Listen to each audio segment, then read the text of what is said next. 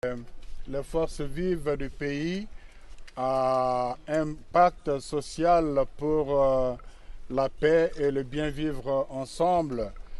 Et pour cela, nous avons commencé une tournée de personnes, de personnalités importantes à impliquer dans cette dynamique.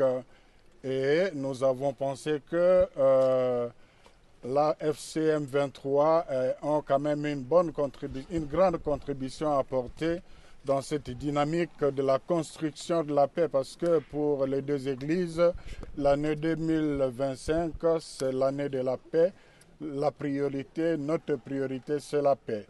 Et voilà pourquoi nous sommes venus les exhorter, aussi les écouter, et en même temps aussi, à travers Monseigneur Willy, écouter la population, savoir comment vivent les gens ici, qu'est-ce qui se passe.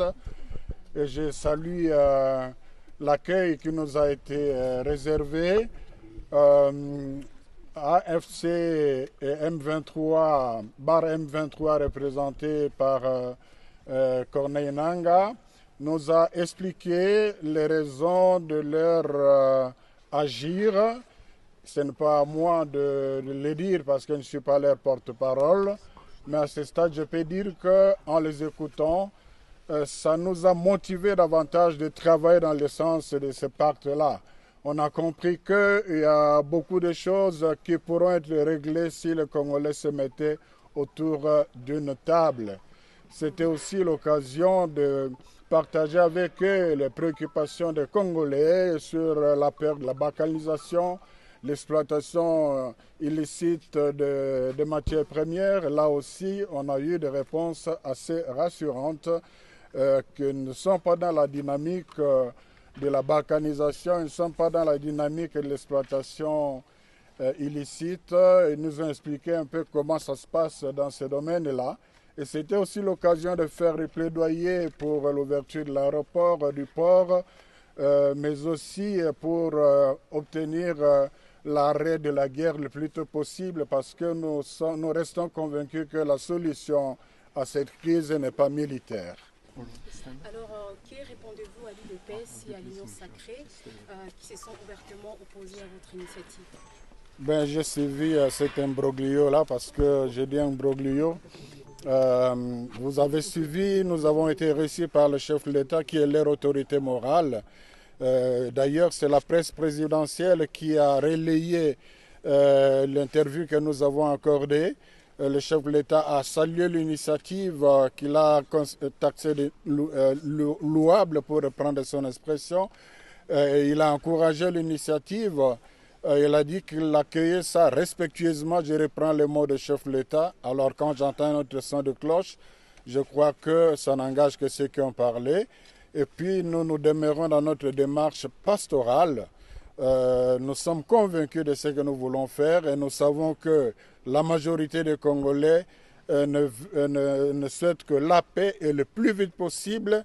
Et nous sommes convaincus que l'implication de tout le monde, y compris de ceux que nous sommes venus rencontrer ici, est nécessaire pour sortir de cette situation. Donc nous continuons notre mission, faisant d'abord, c'est la foi qui nous guide, et puis les réactions de forces vives que nous rencontrons nous rassurent. On sait tous que ces discussions se tournent, ou bien son problème tourne autour du dialogue qui est inclusif, qui inclut les M23, la FCM 23 et le président Tshisekedi. A-t-il accepté de rencontrer les M23 ou bien?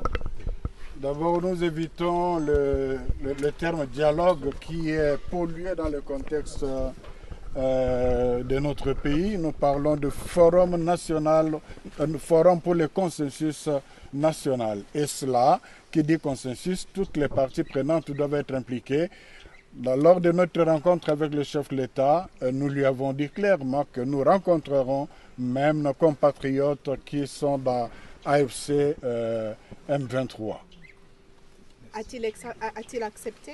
Il a accepté de le faire? Bon, il ne nous a pas interdit et il n'avait pas à nous interdire parce qu'il a compris que c'est une démarche pastorale qui n'exclut personne.